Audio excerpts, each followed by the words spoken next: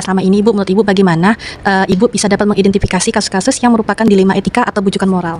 Ya, terima kasih Bu Ria. Saya sebagai kepala sekolah tentunya harus mengidentifikasikan kasus-kasus yang menjadi bagian dilema etika atau bujukan moral. Adapun pendekatan yang saya lakukan sebagai kepala sekolah itu pertama adalah melakukan pengamatan situasional, kemudian melakukan dialog terbuka, analisis kasus, refleksi pribadi lagi, dan yang terakhir itu adalah melakukan umpan balik dari komunitas yang ada di sekolah. Baik Ibu, lalu Ibu bagaimana Ibu bisa menjalankan pengambilan keputusan di SMK 5 ini, terutama untuk kasus-kasus di mana ada dua kepentingan yang sama-sama benar atau sama-sama mengandung nilai kebajikan? Tentunya sebagai kepala sekolah saya harus menjalankan pengambilan keputusan di sekolah dengan pendekatan yang sistematis dan melibatkan berbagai pihak atau berkolaborasi dengan berbagai tim yang ada di sekolah. Yang pertama adalah saya harus melakukan identifikasi masalah, kemudian saya harus juga melibatkan tim yang ada di sekolah. Yang ketiga, saya harus mempertimbangkan nilai prinsip, kemudian analisis konsekuensi yang sudah saya lakukan, kemudian melakukan keputusan yang transparan. Apapun keputusan yang sudah saya lakukan itu harus saya sampaikan kepada semua rekan, dan yang terakhir adalah melakukan tindak lanjut dan evaluasi. Baik Ibu. Baik Ibu, kemudian untuk langkah-langkah atau prosedurnya itu biasanya dilakukan seperti apa ya Bu? Sebagai kepala sekolah tentunya saya mengikuti langkah-langkah yang harus saya ambil atau prosedur-prosedur yang harus saya lakukan. Pertama yaitu tentu membuat satu perencanaan strategis, kemudian melakukan pengorganisasian tim, pemantauan dan evaluasi, dan kemudian saya harus membuat satu pengambilan keputusan. Kemudian komunikasi yang terbuka juga, pengembangan profesional. Setelah itu tentu harus kita buat tindak lanjut setelah kita membuat langkah-langkah, dan terakhir adalah melakukan penghargaan dan apresiasi untuk hal-hal yang sudah kita lakukan. Oke, baik. Nah, kalau misalnya dari selama ini yang Ibu alami, hal-hal yang dianggap efektif ketika dalam pengambilan keputusan, terutama pada kasus dilema etika itu bagaimana Ibu? Iya, untuk hal-hal yang harus saya lakukan itu adalah melakukan pendekatan kolaboratif, ya. Kemudian dari pendekatan tadi saya lakukan juga mengenai analisis situasi yang mendalam. Jadi sebelum saya mengambil keputusan, saya harus melakukan analisis dulu terhadap situasi yang ada, kemudian mengumpulkan fakta, memahami konteks dari keputusan yang saya ambil. Kemudian yang ketiga tentu hal-hal yang harus saya lakukan itu adalah melakukan referensi kepada nilai-nilai sekolah. Yaitu saya selalu mengacu pada visi misi dan nilai-nilai sekolah yang dalam setiap mengambil suatu keputusan, dengan tujuan adalah membantu memastikan bahwa keputusan yang diambil itu sejalan dengan prinsip dan tujuan pendidikan yang ada di sekolah kita. Kemudian yang saya lakukan lagi adalah melakukan pengujian alternatif, kemudian mendengarkan umpan balik. Tentu saya harus menghargai masukan dari semua pemangku kepentingan, ya, yaitu tim-tim saya termasuk siswa. Kemudian yang berikutnya itu saya harus fokus pada keadilan dan kemanusiaan. Kemudian yang berikutnya adalah saya harus menggunakan sumber daya yang tersedia. Tentunya saya sebagai kepala sekolah harus mencari referensi dan literatur pendidikan, praktik terbaik di sekolah lain, dan mungkin mendengarkan pendapat dari para ahli yang bisa membantu menginformasikan dalam mengambil keputusan yang saya lakukan. Dan terakhir tentunya saya harus melakukan refleksi pada pasca keputusan. Oke, baik Ibu. Jadi pada pengambilan keputusan itu ya Bu, ya pastinya ada tantangan kan Bu yang pernah Ibu hadapi. Kira-kira apa saja itu Bu tantangannya? Iya, tentu dalam mengambil suatu keputusan yang berhubungan dengan dilema etika, tentu ada beberapa tantangan yang saya hadapi selaku kepala sekolah. Pertama itu adalah adanya ketidakpastian dan ambiguus, yaitu banyak situasi etika yang tidak memiliki jawaban yang jelas. Terkadang data atau informasi yang diperlukan juga dalam membuat keputusan itu tidak lengkap, sehingga ya saya selaku kepala sekolah kadang menimbulkan benar atau tidak, atau yang namanya keraguan. Kemudian tantangan yang kedua itu adalah konflik kepentingan. Kemudian kadang juga akan ada hal lain yang namanya tekanan waktu. Kenapa? Terkadang keputusan yang harus kita ambil itu harus diambil secara cepat. Padahal kita selaku kepala sekolah kan juga kesibukan juga ada. Itu kan daripada hal-hal yang berhubungan dengan sekolah. Yang keempat itu adalah resistensi terhadap perubahan, kemudian persepsi dan penilaian publik, emosi dan hubungan pribadi. Itu terkadang juga situasi etika itu seringkali melibatkan emosi yang kuat dalam menghadapi isu-isu yang menyentuh perasaan individu, baik itu ya masalah terhadap guru maupun terhadap siswa, yang biasanya itu sangat sulit, terutama jika keputusan yang diambil itu berdampak negatif pada mereka. Kemudian langkah berikutnya itu adalah keterbatasan sumber daya, karena di dalam sekolah itu kan tidak semua kita punya sumber daya yang memang mampu membahas atau menerima kasus-kasus yang begitu besar.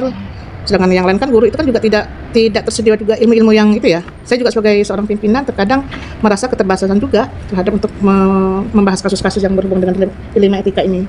Kemudian yang ke-8 itu adalah kepatuhan terhadap relugasi.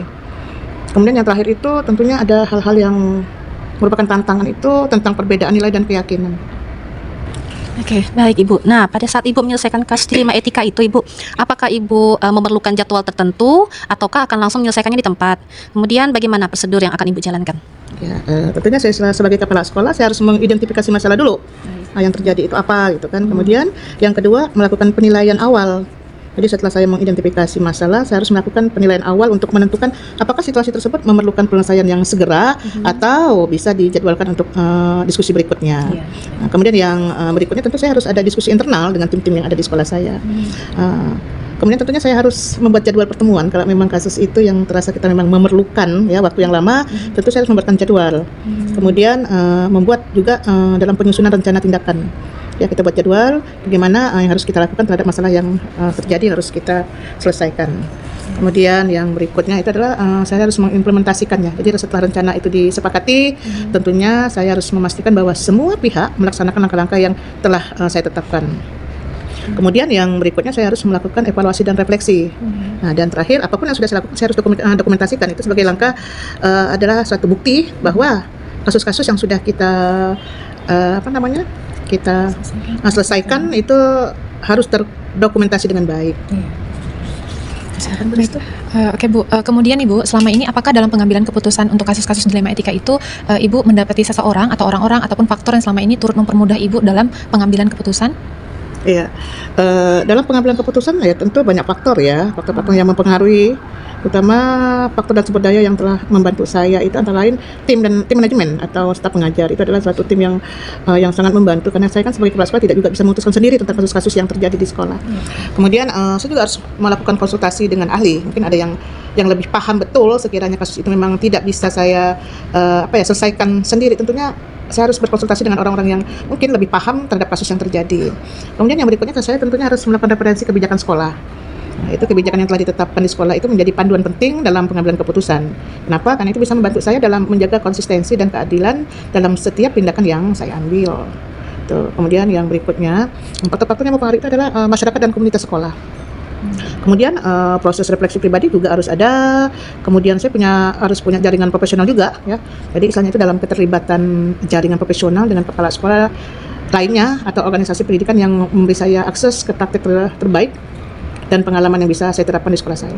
Jadi saya tidak bisa kerja sendiri, tentunya saya punya jaringan-jaringan yang profesional ya, yang orang bisa memberikan masukan-masukan atau ya memberikan saran-saran kepada saya untuk menyelesaikan jika terjadi dilema etika ini.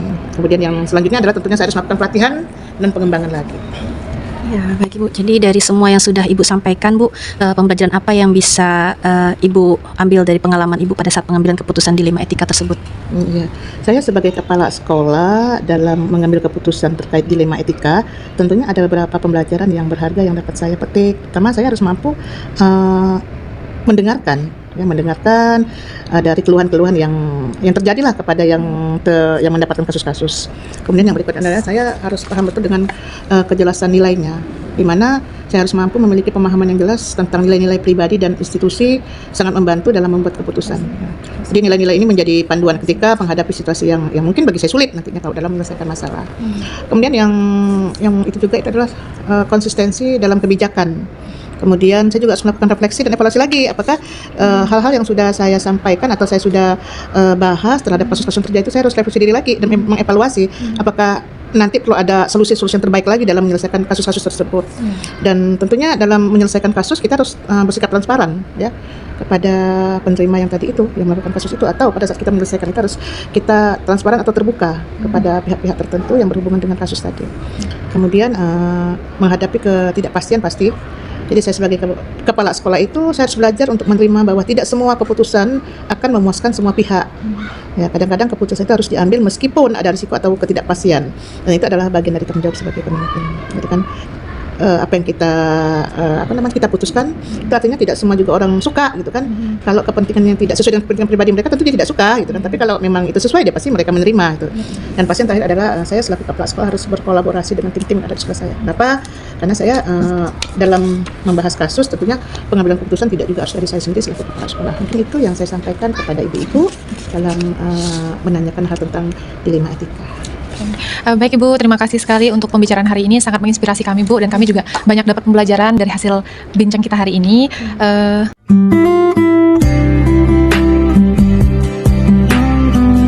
Bapak selama ini bagaimana Bapak dapat mengidentifikasi kasus-kasus yang merupakan dilema etika atau bujukan moral?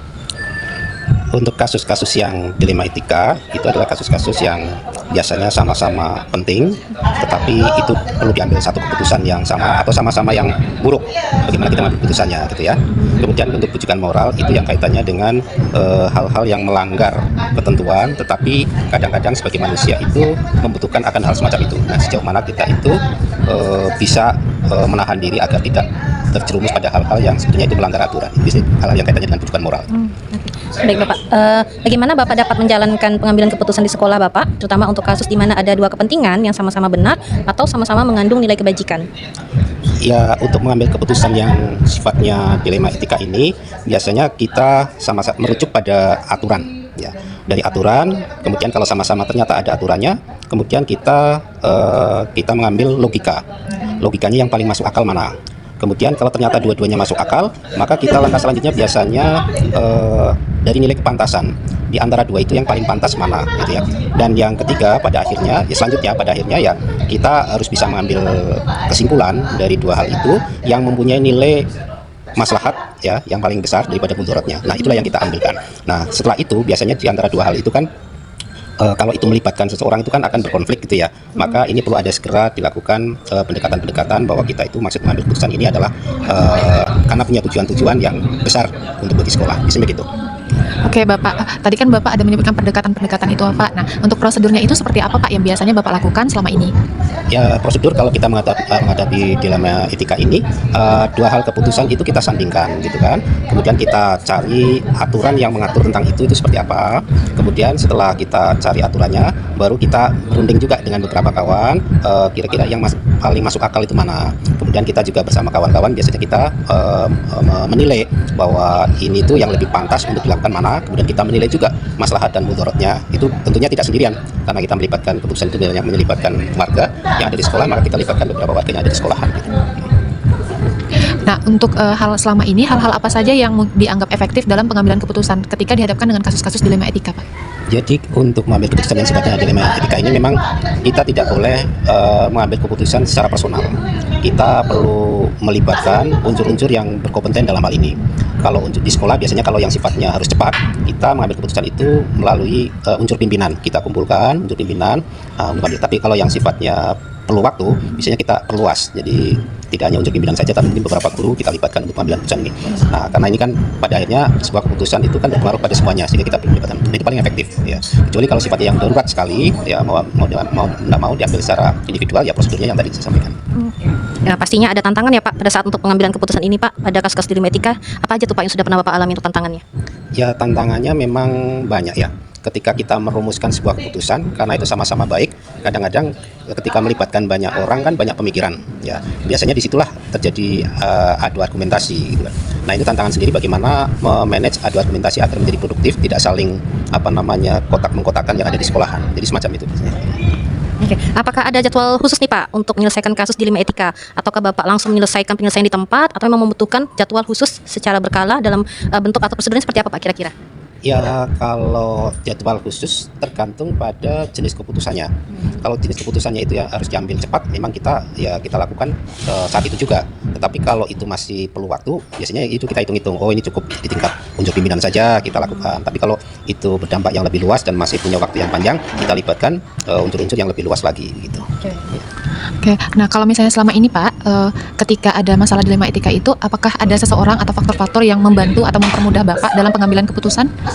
Iya, memang kita ada beberapa orang di sekolahan yang selama ini kita sudah percaya, sehingga dia juga akan memberikan informasi-informasi yang objektif ya, bukan mesti orang yang selalu dekat, bukan. Biarpun orang yang selama ini sering mengkritisi, tetapi biasanya dia akan memberikan pendapatnya yang real, yang nyata. Nah, orang-orang semacam ini yang membantu kita untuk mengambil sebuah keputusan sebetulnya untuk mempercepatnya gitu. Terus Bunda aja.